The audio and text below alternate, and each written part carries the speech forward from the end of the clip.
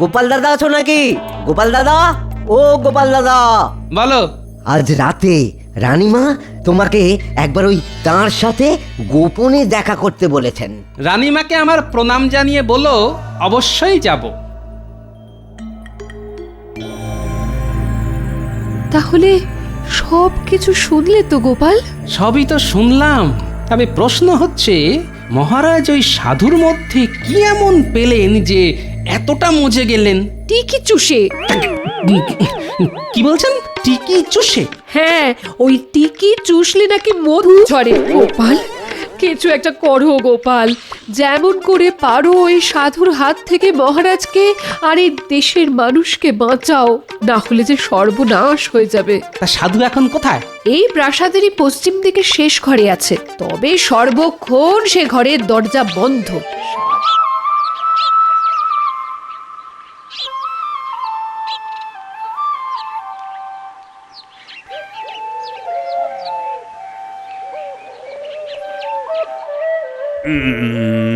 প্রাতঃভ্রমণে বেরোচ্ছ? হ্যাঁ হ্যাঁ হ্যাঁ যাই। সঙ্গে গোপাল যাচ্ছে তো? বলেছে তো যাবে, কিন্তু জানো তো নড়তে চড়তেই তো ওর 14 মাস।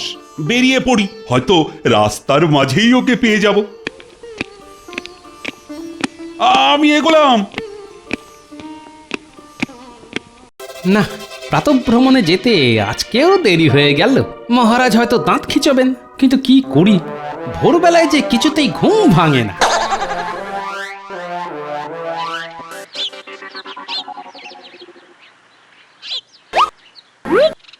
কৃষ্ণচন্দ্র, কৃষ্ণচন্দ্র, এই এই কে রে?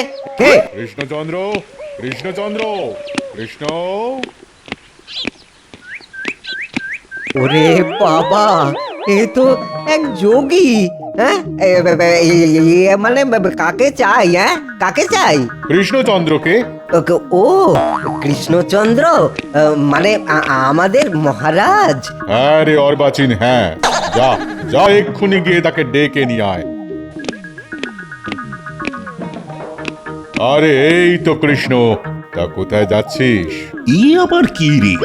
দেখা মাত্রই যে তুই তোকারি করতে শুরু করে দিল। কিরে, হ্যাঁ, হা করে মুখের দিকে তাকিয়ে আছিস কেন? চিনতে পারছিস না তো? আর চিনবি বাকি করে? আমি তো হিমালয় থেকে আসছি রে। হিমালয়? হ্যাঁ রে, হ্যাঁ। আজ সকালেই সমতলে পদার্পণ করেই শটান চলে এলাম তোর কাছে। আমার কাছে কেন? 400 বছর ধরে যোগ সাধনা করার পর একদিন দৈববাণী হলো। আমার ইষ্ট দেবতা আদেশ করলেন যে তোকে দীক্ষা দিতে হবে। 400 বছর ধরে যোগ সাধনা, দৈববাণী, আমাকে দীক্ষা দেওয়া? হ্যাঁ রে, হ্যাঁ হ্যাঁ, তুই খুব ভাগ্যবান রে কৃষ্ণ। তাই তোর জন্য অত দূর থেকে দৌড়ে এসেছি আমি, তোর কানে ইষ্ট মন্ত্র দেব বলে। চল চল, ঘরে চল, নিভৃতে কথা আছে তোর সঙ্গে। রে, পা খসতিস কেন এখনো? বুঝেছি, আমার কথা বিশ্বাস হচ্ছে না তো?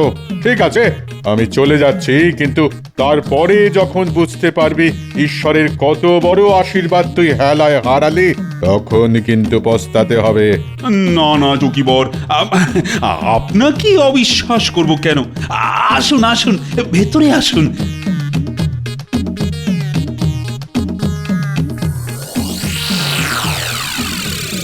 গেল তো সকালে হাঁটতে, সঙ্গে করে এবার কাকে ধরে নিয়ে এলো? বাবা, কত বড় টিকি, তাতে আবার বড় বড় করে পাক দেওয়া, আশ্চর্য।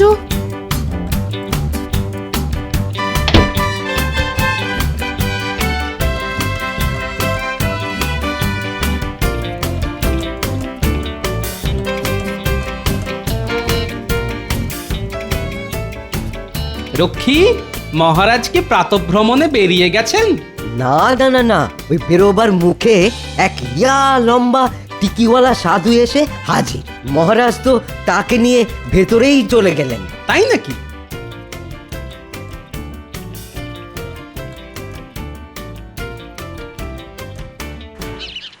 কি শুনলাম রানীমা, এক লম্বা টিকিওয়ালা সাধু বাবা নাকি সাত সকালে এসে হাজির হয়েছে? তাই তো দেখলাম, আমাকে কিছু না বলেই মহারাজ তাকে নিয়ে ঘরের দরজা বন্ধ করে দিলেন। তাহলে তো মনে হচ্ছে মহারাজ আজ আর প্রাতভ্রমণে বেরোবেন না। ঠিক আছে, মহারাজ ঘর থেকে বেরোলে বলে দেবেন আমি এসেছিলাম। শোন কৃষ্ণ, আমি ইচ্ছে করলেই আমার সাধনা লব্ধ অনেক ভেলকি তোকে দেখাতে পারি। হ্যাঁ, সাধনা লব্ধ ভেলকি মানে? এই যেমন হাত ঘুরিয়ে আপেল কিংবা সন্দেশ নিয়ে আসা, কিন্তু সেসব করতে আমি ঘৃণা বোধ করি। তবু আমি যে কে সেই প্রমাণ দেবার জন্যে তোকে একটা জিনিস খেতে দেব। কি চুকি বাবা? আমার 400 বছরের সাধনার ফল। মুখে দিলেই বুঝতে পারবি কি খাচ্ছিস। বাবা, এ জিনিস ত্রিভুবনে কোথাও পাবি না। নে, মুখে দে, মুখে দে। এই নে, এটা চুষে দেখ। এটা তো আপনার টিকি। এ বাবা, শেষকালে টিকি চুষবো? এর থেকে তো হাত ঘুরিয়ে আপেল সন্দেশ অনেক ভালো ছিল। অর্বাচীন, তুই কি বলে ঘেন্না করছিস? জানিস জানিস এর ফলে ইষ্ট দেবতার রোষে তুই ভস্য পর্যন্ত হয়ে যেতে পারিস। না মানে তাহলে মুখে দিয়ে চোষ।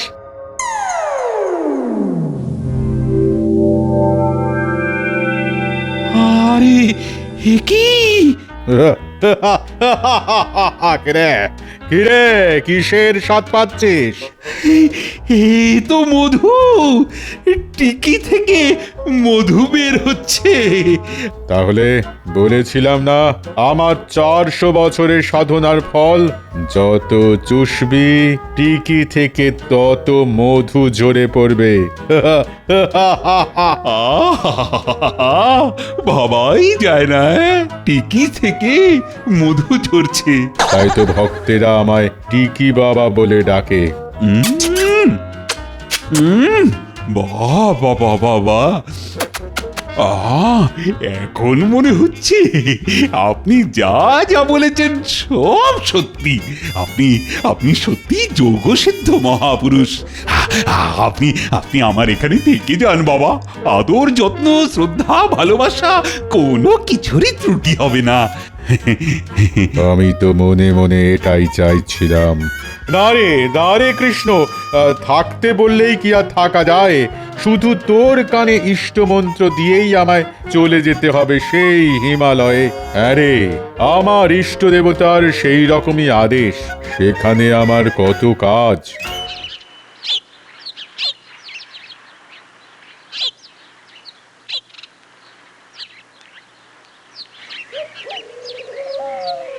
কি গো, এত তাড়াতাড়ি ফিরে এলে যে? প্রাতঃভ্রমণ হলো না?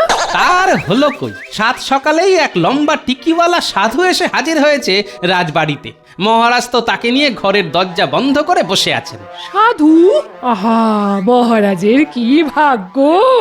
সকাল বেলাতেই মহাপুরুষ দর্শন।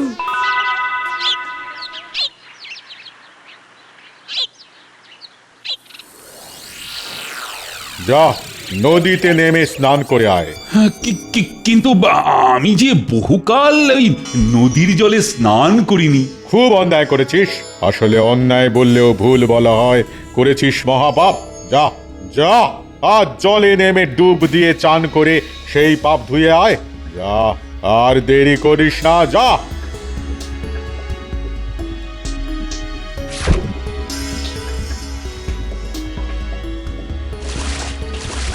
কিরে কিরে কৃষ্ণ, কি হলো? জলের মধ্যে পাটা কেমন পিছলে গেল। ও কিরে, তুই যে ডুবে যাচ্ছিস। আরে সাঁতার কাট, সাঁতার কাট। অনেকদিন অভ্যেস নেই তো, হাত পা চলছে না। আমায় বাঁচান বাবা, বাঁচান। নে, এই যে ধর ধর ধর, এটাকে ধর। এই টিকি ধরে উঠে আয়। টিকির ডগাটা চেপে ধর।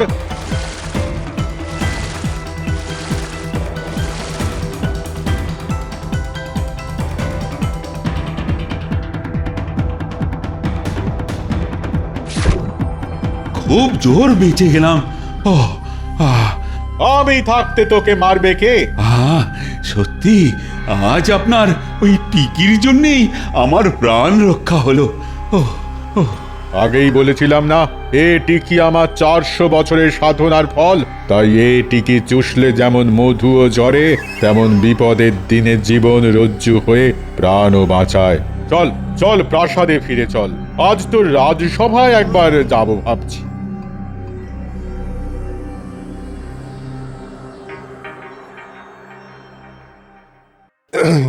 কি ব্যাপার? মহারাজ আজ সকলকে নির্দিষ্ট সময়ের আগেই রাজসভায় ডেকে পাঠালেন কেন?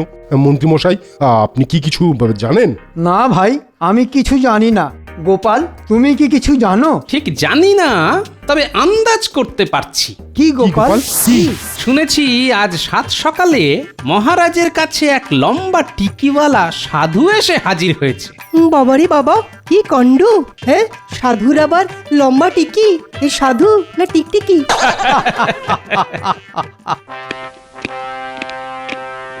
জয় মহারাজ কৃষ্ণচন্দ্রের জয়। সকলে বসো বসো। হ্যাঁ, আপনি আমার এই সিংহাসনে বসুন বাবা। বাবা, এ কত বড় সাধু যে মহারাজ নিজের সিংহাসনে বসাতে চাইছেন। না রে কৃষ্ণ, তুই রাজা, তাই সিংহাসনই তোর উপযুক্ত আসন। আমি এই পাশেরটায় বসছি। চক কলা, এ তো আমার জায়গায় বসে পড়লো। হ্যাঁ, তার মানে আমাকে সারাক্ষণ ঠায় দাঁড়িয়ে থাকতে হবে? তোমাদের সকলের সাথে এনার আলাপ করিয়ে দিই। ইনি হলেন 400 বছর সাধনা করা এক মহাপুরুষ।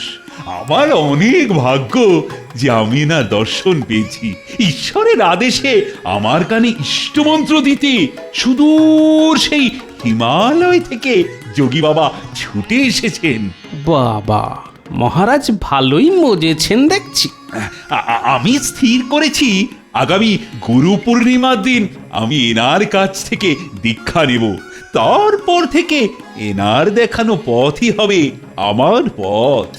সে কি মহারাজ, আপনি হলেন রাজা, আপনি ওনার পথ ধরলে আপনার রাজধর্ম সামলাবে কে? কৃষ্ণ, কে এই মূর্খ? এ গোপাল, আমার রাজসভার ভাঁড়। আর তার মানে স্থূল ও রসিকতা করে রাজার মনোরঞ্জন করিস? কি আর করব বলুন, আমি যে ভাঁড়। তুই শুধু ভাঁড় নোস, তুই একটা নরকের কীট। তাই তোদের রাজার ঈশ্বর সাধনার পথে বাধা হয়ে দাঁড়াস। কৃষ্ণ, এই অর্বাচীনকে এক্ষুনি এই রাজসভা থেকে, এই রাজ্য থেকে দূর করে দে। এইবার জমেছে খেলা। যোগীকে চটিয়ে দিয়ে গোপাল যা কলে পড়েছে না। কিন্তু ও যে আমার বড় প্রিয় আর বিশ্বাসভাজন। আমি যোগে বড় ভালোবাসি। ও, তাহলে ওই থাক, আমি চলি। না না, এ কি বলছেন প্রভু? আপনার ক্ষমতার যে প্রমাণ আমি পেয়েছি, তাতে আপনি চলে গেলে আমার জগৎ সংসার সবচেয়ে অন্ধকার হয়ে যাবে। যাক, চলে যাবার ভয় দেখিয়ে কাজ হয়েছে দেখছি। বাবা, ওকে কি ক্ষমা করে দেওয়া যায় না? ঠিক আছে, আমার ক্ষমার শরীর, তাই ওকে ক্ষমা করে দিলাম। তবে একটা কথা, আমি যতদিন এখানে থাকবো ততদিন তোর ধারে কাছে এর ছায়া যেন না দেখি। যাও গোপাল, যাও, তুমি বাড়ি চলে যাও। এখন আর রাজসভায় এসো না তো। যাও যাও।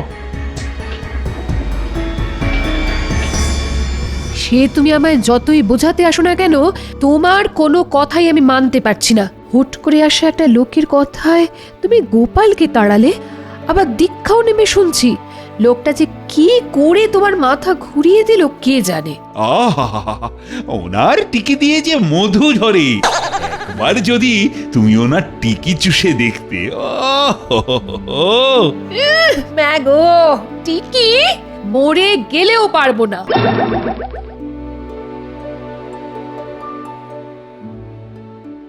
চলে গেলে তো, তেজ দেখিয়ে চলে গেলে।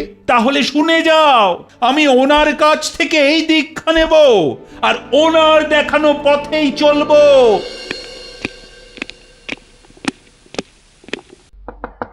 কে কৃষ্ণ এলি? আয় আয় আয় আয়।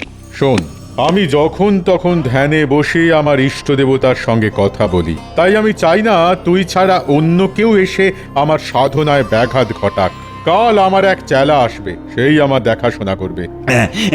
ঠিক আছে বাবা, ঠিক আছে। তাই শোন, ইষ্টমন্ত্র কানে নেবার আগে মনকে পবিত্র করতে হবে, মন থেকে বিষয় চিন্তা দূর করে দিতে হবে। দূর করব বাবা, নিশ্চয়ই দূর করব। না না না, দূর করব বললেই তো আর চলবে না, আজই করতে হবে। দে দে দে দে, তোর কোষাগারের চাবিটা আমায় দে।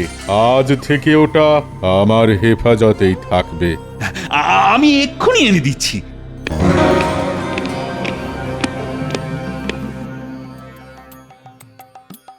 এই কোষাগারের চাবিটা দাও তো। কেন? আরে টিকি বাবার কাছে গচ্ছিত রেখে আজ থেকে বিষয় চিন্তা থেকে আমার মনকে আমি মুক্ত করব। চাবি তুমি পাবে না। কেন? আমি এই রাজ্যের রাজা, আর আমার কোষাগারের চাবি আমি পাবো না কেন? তুমি রাজা হতে পারো, কিন্তু মনে রাখবে কোষাগারের টাকার ওপর এ রাজ্যের ভালো মন্দ নির্ভর করছে। তাই কোনো উটকো লোকের হাতে আমি চাবি তুলে দেব না। চাবি দিতে তুমি বাধ্য, না দিলে কিন্তু চিরকালের মতো বাপের বাড়িতে দূর করে দেব। কি এত বড় কথা তুমি আমায় বলতে পারলে? এই নাও তোমার চাবি, আর দরকার পড়লে আমি এই বাড়ি ছেড়ে চলে যাব, তোমায় আর তাড়িয়ে দিতে হবে না। শোনো শোনো শোনো শোনো, মহারাজের আদেশে আজ থেকে সমস্ত রকম খাজনা দ্বিগুণ করে দেওয়া হলো, এবং আগামী গুরু পূর্ণিমার আগেই সব খাজনা রাজকোষে জমা করতে হবে। শোনো শোনো শোনো। এ কি সর্বনেশের কথা? হ্যাঁ, রাতারাতি খাজনা দ্বিগুণ হয়ে গেল। চলো তো মহারাজের কাছে।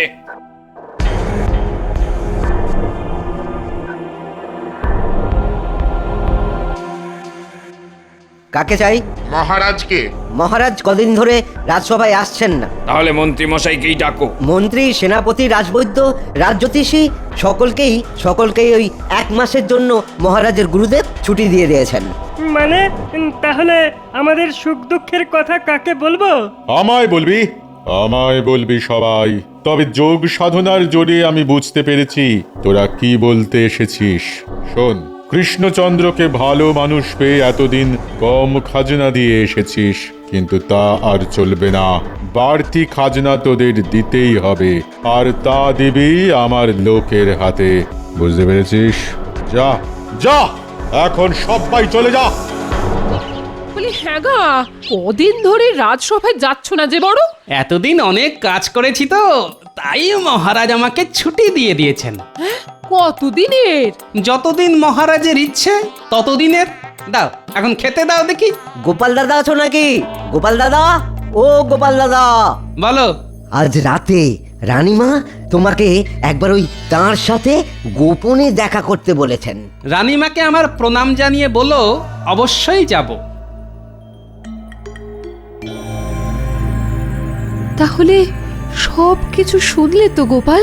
সবই তো শুনলাম, তবে প্রশ্ন হচ্ছে মহারাজ ওই সাধুর মধ্যে কি এমন পেলেন যে এতটা মজে গেলেন? টিকি চুষে। কি বলছেন? টিকি চুষে? হ্যাঁ, ওই টিকি চুষলে নাকি মধু ঝরে। গোপাল, কিছু একটা করো গোপাল, যেমন করে পারো ওই সাধুর হাত থেকে মহারাজকে আর এই দেশের মানুষকে বাঁচাও, না হলে যে সর্বনাশ হয়ে যাবে। তা সাধু এখন কোথায়? এই প্রাসাদেরই পশ্চিম দিকে শেষ ঘরে আছে, তবে সর্বক্ষণ সে ঘরের দরজা বন্ধ। সাধুর এক চেলা ছাড়া আর কারুর ওই ঘরে ঢোকার অনুমতি নেই। ঠিক আছে, দেখছি।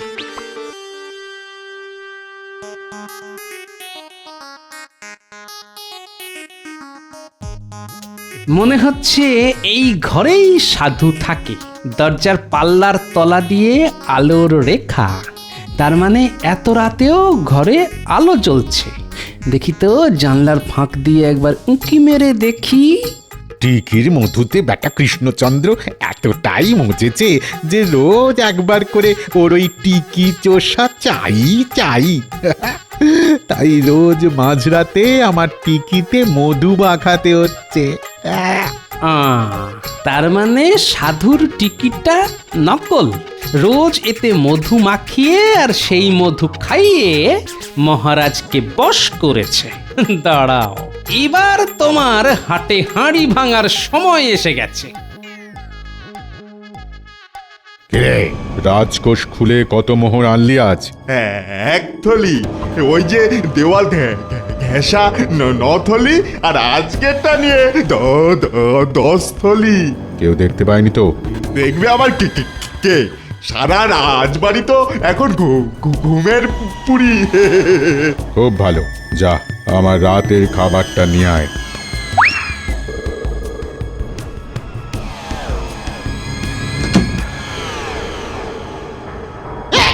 গোপাল কি করছে কে জানে। হে ঠাকুর, সব দিক যেন রক্ষে হয় ঠাকুর, সব দিক যেন রক্ষে হয়।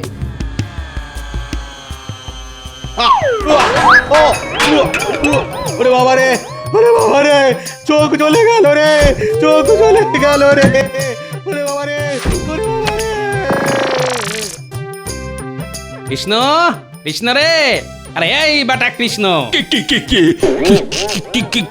আমায় চিনিতে পারলি না?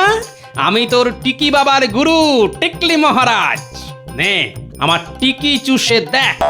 আরে তুমি তো গোপাল। এই এই আমার সঙ্গে ইয়ার কি হচ্ছে? আমাকে টিকি চুষতে বলছো? হ্যাঁ, এই টিকি দিয়েও মধু ঝরে। বিশ্বাস না হলে পরীক্ষা প্রার্থনীয়। হ্যাঁ, দেখে তো মনে হচ্ছে সেই টিকি। এটা তুমি কোথা থেকে পেলে? তাহলে আসুন আমার সঙ্গে, তবে সঙ্গে করে কয়েকটা রক্ষী নিতে হবে। আরে এ তো নেড়া। হ্যাঁ, আরো টিকিটাও নকল। নকল টিকিতে বেটা রোজ মধু মাখিয়ে আপনাকে খাওয়াতো। এই দেখুন মধুর বাটি, আর ওই দেখুন রাজকোষ থেকে চুরি করে আনা 10 থলি মোহর। সুযোগ বুঝে সব নিয়ে পালাবার তালে ছিল। ছি ছি ছি ছি ছি ছি, এই ভণ্ডটাকে বিশ্বাস করে এটাই তো তোমার মহা দোষ মহারাজ, মহা দোষ। খুব তাড়াতাড়ি তুমি সকলকে বিশ্বাস করে বসো। ভাগ্যিস গোপাল আছে, তাই প্রতিবার ও তোমাকে সব বিপদ থেকে রক্ষা করে যায়। ছাড়বো না, এই ভণ্ডটাকে আমি ছাড়বো না। একে আমি শুলে চড়াবো। রক্ষী, একে কারাগারে নিয়ে যাও আর খুঁজে দেখো এর চেলাটা কোথায় পালিয়েছে। কোথাও পালাতে পারেনি মহারাজ। আমাদের এক রক্ষী এতক্ষণ ওকে আড়ং ধলাই দিচ্ছে। ধন্য ধন্য গোপাল, সত্যি তুমি ধন্য। আজ আরো একবার প্রমাণ করে দিলে যে তুমি আছো বলে এই কৃষ্ণনগর কতটা সুরক্ষিত।